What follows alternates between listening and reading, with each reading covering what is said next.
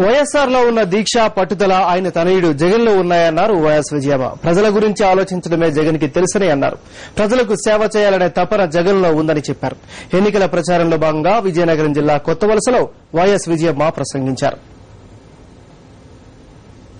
రాజశేఖర రెడ్డి గారిని Congress party role model గా తీసుకోవాలని చెప్పింది.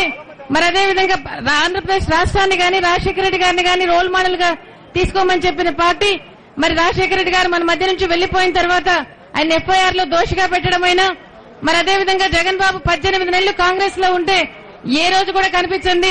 ఒక నల్ల కాలువలో ఇచ్చిన మాట కోసం ఓదార్పు యాత్ర చేసిన దానివల్ల ఆ ఓదార్పు యాత్రలో మీరు చూపించిన ప్రేమ అభిమానం మరి తెలుగుదేశం పార్టీకి కాంగ్రెస్ పార్టీకి నచ్చలేదు. మరి ఆ పార్టీలు రెండు కూడా మరి కోర్టులకు పోయి అన్యాయంగా కేసులు పెట్టిన మరి జైలుకు పోయిన తర్వాత కూడా మీ గురించి ఆలోచన చేశాడు. ఆ రోజు పార్టీకి దశ దిశ నిర్దేశం చేస్తూ మరి ఓదార్పు పాదయాత్రకు షర్మిలమ్మని పంపించినా మరి అదేవిధంగా మీ దగ్గరికి నన్ను పంపించినా కూడా మీ గురించే తపన పడ్డాడు, ఆరాట పడ్డాడని కూడా మీకు అందరికీ కూడా చెప్తా ఉన్నా. రాజశేఖర రెడ్డి గారిలో ఉన్నటువంటి దీక్ష ఉంది, పట్టుదల ఉంది, ఆయనలో ఉన్నటువంటి తెగ ఉంది. మరి అదేవిధంగా మీకోసం స్పందించే గుణం ఉంది, మీకోసం పోరాడే తత్వం ఉంది.